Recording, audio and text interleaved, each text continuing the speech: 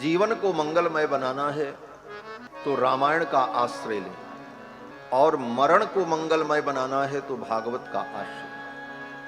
दूसरे शब्दों में कहा जाए तो रामायण हमको जीना सिखाती है और भागवत हमको मरना सिखाती है।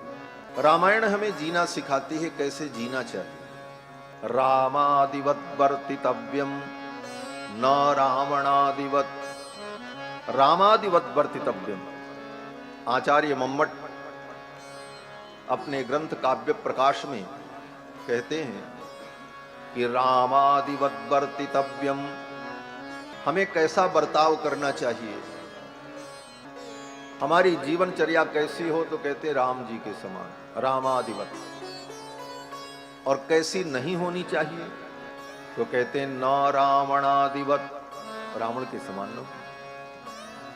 तो जीवन को मंगलमय बनाने के लिए राम कथा, और मरण को मंगलमय बनाने के लिए भागवत की कथा। ये भागवत की कथा हमें मरना सिखाती है, और यही भारतीय संस्कृति की विशेषता है कि हमारे यहां मरण को भी मंगलमय बनाया जाता है। सामान्य व्यक्ति मरण को अमंगल समझता है, लेकिन हमारी संस्कृति में मरण को भी मंगलमय बनाने की विधि। धन्योस्ति संप्रदायोयम मरणम यत्र मंगलम। धन्य है ये सनातन संप्रदाय जहां पर मरण भी मंगलमय होता है, और मरने को भी हम एक उत्सव के रूप में अनुभव करते हैं।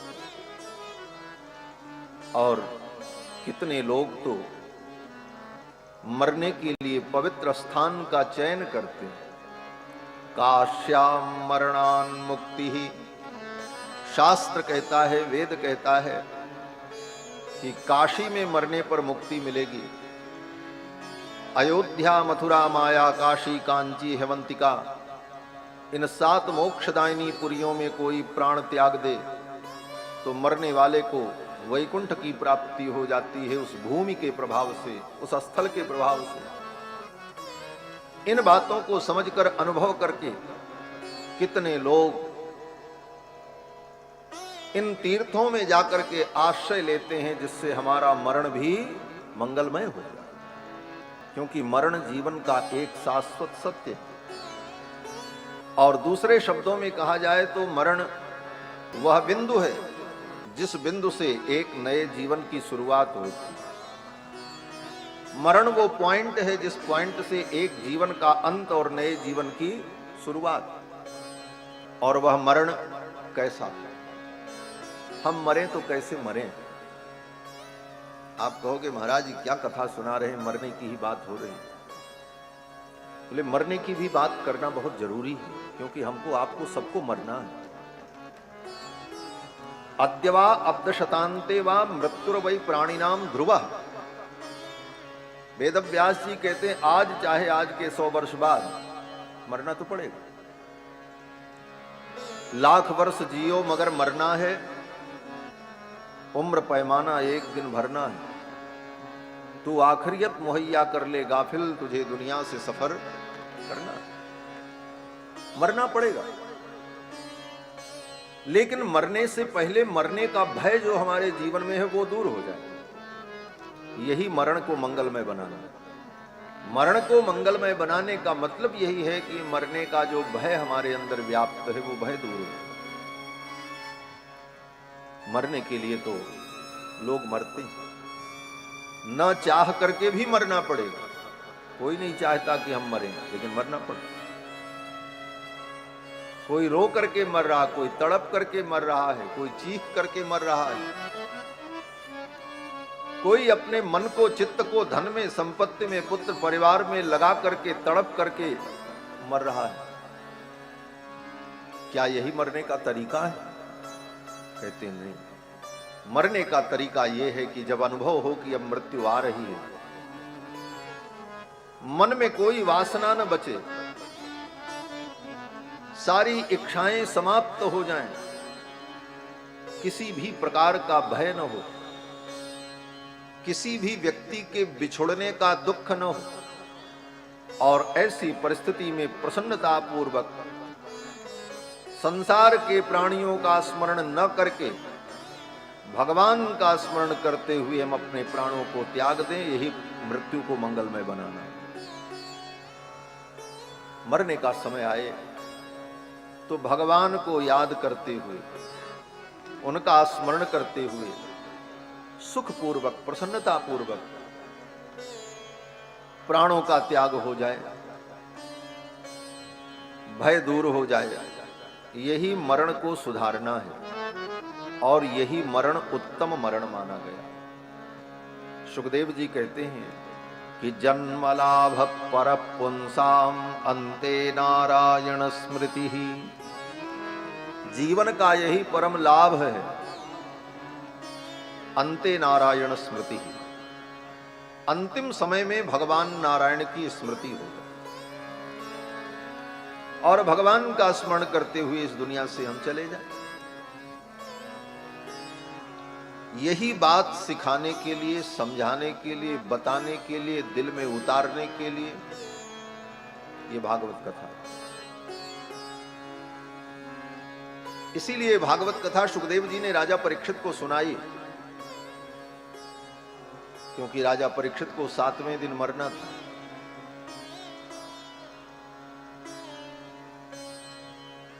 समीक महर्षि के पुत्र श्रृंगी ने शाप दिया था, आज के 7वें दिन तक्षक नाग काटेगा, मृत्यु होगी। शाप दिया तो यही क्यों कहा तक्षक नाग काटेगा? ये भी कह देते तुम्हारे ऊपर बिजली गिर पड़ेगी, मर जाओगे। मरने के तो बहुत सारे उपाय थे। 7वें दिन तुम्हारा शत्रु तुम्हें मार देगा, 7वें दिन तुम्हारे हृदय की गति रुक जाएगी, तुम मर जाओगे। शाप तो किसी भी प्रकार हो सकता था, लेकिन तक्षक नाग काटेगा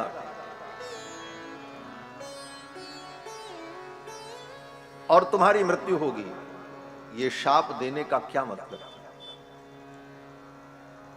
और 7वें दिन ही क्यों? जब शाप दे रहे हैं तो अभी मार दो भाई, अभी तुम्हारी मृत्यु हो जाए। दंड ही जब देना था तो अभी मृत्यु हो जाए, तत्काल तुम्हारी मृत्यु हो जाए, 7वें दिन ही मृत्यु हो और तक्षक नाग के काटने से मृत्यु हो, यह शाप का स्वरूप था।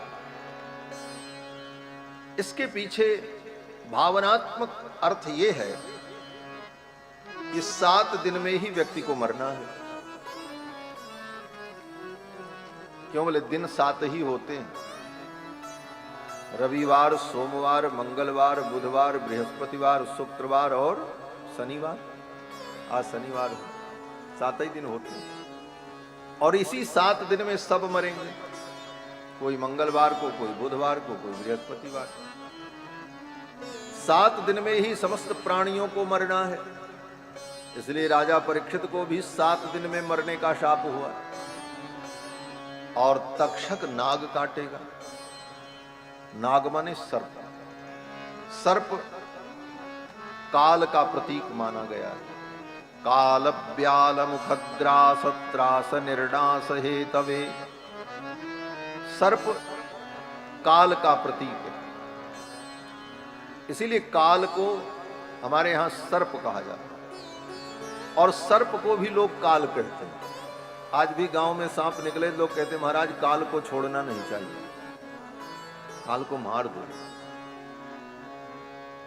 लेकिन ये अज्ञान है, काल को मार दो। काल को तुम कभी नहीं मार सकते, काल ही तुमको मारता है। काल सबको खा जाता है। सर्प काल का प्रतीक है और उसका नाम क्या है? बोले तक्षक। तक्षक का मतलब जो छांटता हो, काटता हो, उसको कहते हैं तक्षक। इसीलिए बढ़ई को भी तक्ष कहा जाता है। बढ़ई लकड़ी को छीलता रहता है, तो लकड़ी जब छिलती है तो धीरे धीरे कम होती है। उसी प्रकार ये काल रूपी सर्प हमारे जीवन के आयु को छीलता जाता है, काटता जाता है और हम एक दिन काल के गाल में चले जाते हैं। परीक्षित को जब साप हो गया तो महाराज परीक्षित सब कुछ छोड़कर गंगा के तट पर चले गए। राजा थे, महाराज युधिष्ठिर के पौत्र थे। अर्जुन के पुत्र अभिमन्यु और अभिमन्यु के पुत्र महाराज परीक्षित। महाभारत युद्ध में इनके पिता को वीर गति की प्राप्ति हो गई थी, ये गर्भ में थे। इस कारण से इनकी मां उत्तरा सती नहीं हुई। महाभारत युद्ध में द्रौपदी के 5 पुत्र मारे गए, सुभद्रा के पुत्र अभिमन्यु मारे गए। पांडव वंश में केवल एकमात्र उत्तरा के गर्भ में ये परीक्षित महाराज बचे थे, बाकी सब मारे जा चुके। यही पांडव वंश के एकमात्र बीज थे और इनकी रक्षा भगवान ने की। जब ये गर्भ में थे, महाराज परीक्षित अभिमन्यु के पुत्र, इनकी मां उत्तरा विधवा थी। उस समय द्रोणाचार्य के पुत्र अश्वत्थामा ने पांडव वंश को सदा के लिए समाप्त करने के लिए उत्तरा के गर्भ पर ब्रह्मास्त्र चला दिया। ब्रह्मास्त्र की ज्वाला से उत्तरा के गर्भ में जब भयंकर पीड़ा हुई, उस समय भगवान गोविंद रथ पर बैठकर द्वारिका जाने की तैयारी कर रहे थे। तब तक उत्तरा दौड़ पड़ी और आकर के भगवान कृष्ण के चरणों को पकड़ लिया और कहा कि पाहि पाहि महायोगिन देव देव जगतपते। हे जगतपति, हे महायोगी, हे योगेश्वर, मेरी रक्षा करो, मेरे इस गर्भ को बचा लो। ये ब्रह्मास्त्र मुझे नष्ट कर दे, कोई आपत्ति नहीं है, लेकिन मेरा ये गर्भ बच जाए, इस गर्भ को हे गोविंद आप बचा लो। कामं दहतु मां नाथ मामे गर्भो निपात्यताम। मैं मर जाऊं कोई आपत्ति नहीं है, लेकिन मेरा ये गर्भ बच जाए। मामे गर्भो निपात्यताम, ये मेरा गर्भ बच जाए, ये सुरक्षित हो जाए। उत्तरा की इस प्रार्थना को सुनकर भगवान सूक्ष्म रूप धारण करके, अंगुष्ठ मात्र रूप धारण करके उत्तरा के गर्भ में प्रविष्ट हो गए। ब्रह्मास्त्र ने उस बालक को मार दिया था, लेकिन भगवान ने अपनी संकल्प शक्ति के द्वारा उस बालक को गर्भ में पुनः पुनर्जीवित कर दिया। वही महाराज परीक्षित जिन्होंने गर्भ में ही भगवान की कृपा को प्राप्त किया, लेकिन प्रारब्ध विधि का विधान, इतने धर्मात्मा, 3 अश्वमेध यज्ञ किया महाराज परीक्षित ने, धर्म पूर्वक प्रजा का पालन किया, दुष्ट राजाओं का निग्रह किया, कलयुग का निग्रह किया, लेकिन इसके बाद भी किसी जन्म का प्रारब्ध अथवा भगवान की इच्छा कहिए, महाराज परीक्षित के द्वारा एक अपराध हो गया। जंगल में शिकार खेलने गए, प्यास लगी, पानी कहीं मिला नहीं। एक महात्मा की कुटी में पहुंचे। महात्मा का नाम शमीक था, वो ध्यान में बैठे हुए थे। परीक्षित ने कहा, हमें पानी चाहिए, पानी पिलाओ, मैं प्यासा हूं। शमीक महर्षि तो ध्यान में थे, उन्हें पता चला नहीं। राजा परीक्षित को क्रोध आ गया, मैं राजा हूं और इन्होंने मुझे पानी तक नहीं पिलाया। मेरे कहने पर भी इन्होंने मुझे जल नहीं दिया। क्रोध में आकर के महाराज परीक्षित ने देखा, अगल बगल वहीं एक मरा हुआ सांप पड़ा था। उस मरे हुए सांप को महाराज परीक्षित ने उठाकर शमीक महर्षि के गले में डाल दिया, माला जैसे। शमीक महर्षि तो कुछ नहीं बोले, वो ध्यान में थे। राजा परीक्षित चले आए, समीक महर्षि के पुत्र श्रृंगी को जब पता चला कि मेरे पिता के गले में मरे हुए सर्प को राजा परीक्षित ने डाल दिया है, तो क्रोध में श्रृंगी महर्षि ने शाप दे दिया कि 7वें दिन तक्षक नाग काट लेगा, तुम्हारी मृत्यु हो जाए। महाराज परीक्षित जब अपने महल में आए, अपना मुकुट आभूषण उतार करके रखा, विश्राम किया, थोड़ा मन को शांति मिली तो पश्चाताप होने लगा। हा हंत, ये मैंने क्या किया? जिन हाथों से संत महापुरुषों की मैं सेवा करता था, इन्हीं हाथों से मैंने एक महात्मा के गले में मृत सर्प डाला, एक संत का अपमान किया। इस पाप के कारण तो मुझे नरक में जाना पड़ेगा। पश्चाताप होने लगा।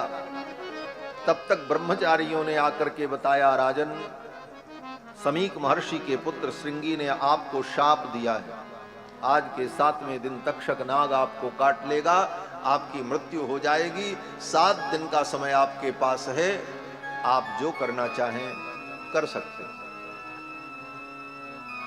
यह सुनकर महाराज परीक्षित व्याकुल नहीं हुए, दुखी भी नहीं हुए, अपितु महाराज परीक्षित प्रसन्न हुए। उन ब्रह्मचारियों को, ब्राह्मण बालकों को प्रणाम किया और कहा, आपने बड़ी कृपा की, मुझे शाप दे दिया।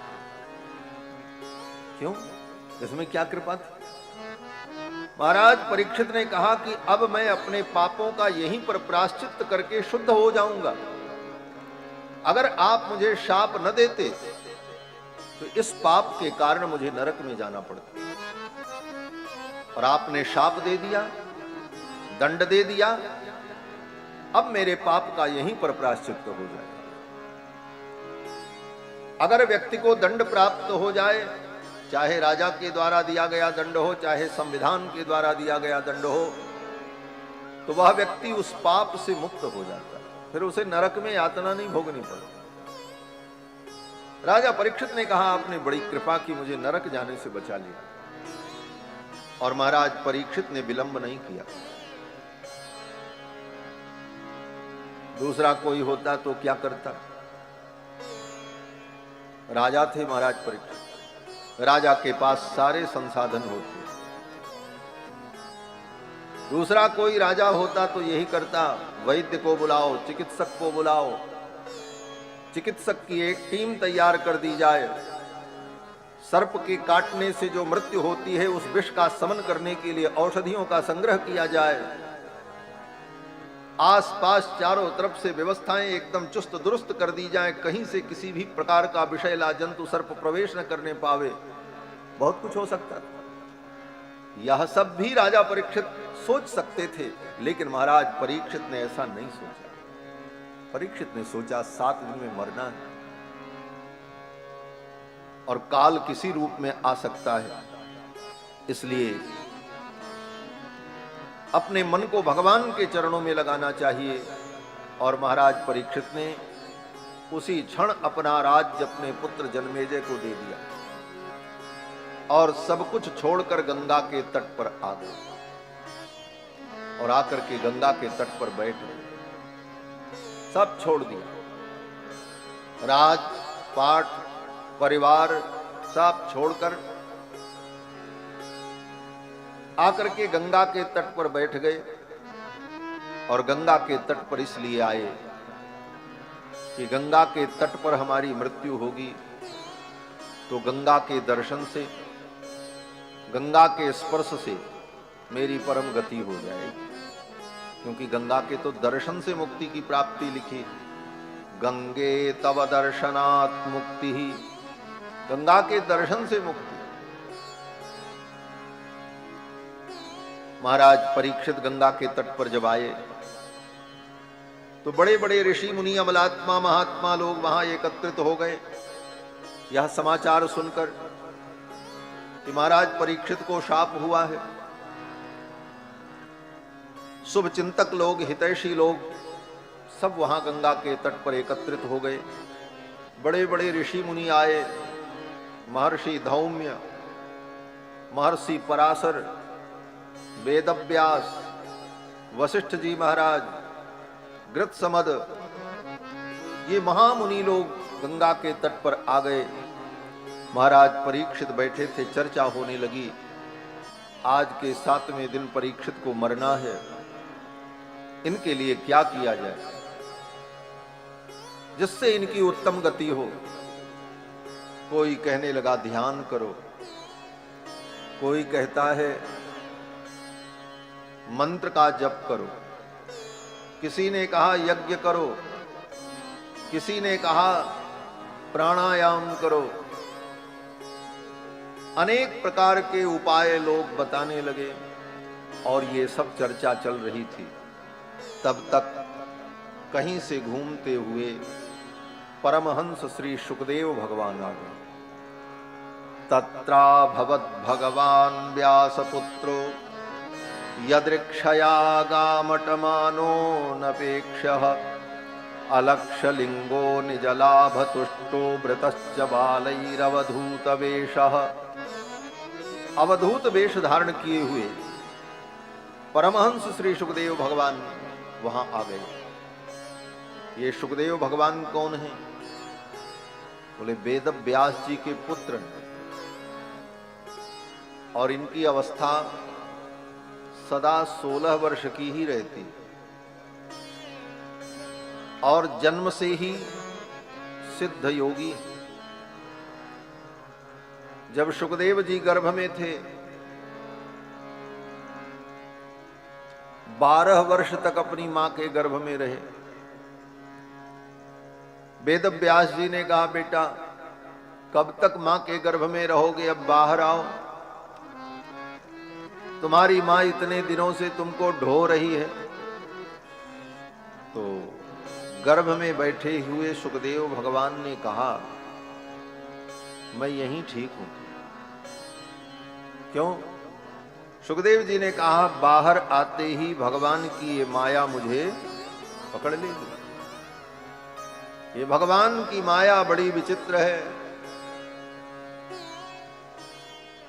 संसार में जन्म लेते ही ज्यों धीरे धीरे ज्ञान बढ़ता है, माया धीरे धीरे व्यक्ति को मोहित करती जाती है। सुखदेव भगवान ने कहा हम गर्भ में ही ठीक है, ये बाहर आते ही भगवान की माया मुझे व्याप्त हो जाएगी। और वास्तव में भगवान की माया बड़ी कठिन है। श्रीमद् भगवत गीता में भगवान श्री कृष्ण स्वयं कहते हैं अर्जुन दैवी हेषा गुणमयी मम माया दुरत्यया। ये मेरी माया बड़ी दुरत्या है। दैवी हेषा गुणमयी मम माया दुरत्यया। तो अर्जुन ने कहा महाराज आपकी इस माया से बचने का उपाय क्या है? आप ही उपाय भी बता दो। जब आपकी माया इतनी प्रबल है, आप ही बता रहे हो, तो आप ये भी बता दो कि आपकी माया से बचने का उपाय क्या है। तो भगवान ने कहा कि मामेव ये प्रपद्यन्ते मायामेतां तरन्ति ते। जो मेरी शरण में आ जाते हैं वो इस माया से तर जाते हैं। मामेव ये प्रपद्यन्ते मायामेतां तरन्ति ते। और अगर भगवान की शरण ग्रहण नहीं किया तो फिर ये माया बड़ों बड़ों को नचाती है। ब्रह्मा शंकर भी भगवान की माया में नाचते हैं। सब जग को रही नचाए ये माया जादूगरनी। ये भगवान की माया ऐसी जादूगरनी है जो ब्रह्मा शंकर इंद्र वरुण कुबेर सबको नचा रही है। सब जग को रही नचाए हरि माया जादूगरनी। सब जग को रही नचाए हरि माया जादूगरनी। सब जग को रही नचाए हरि माया जादूगरनी। सब जग को रही नचाए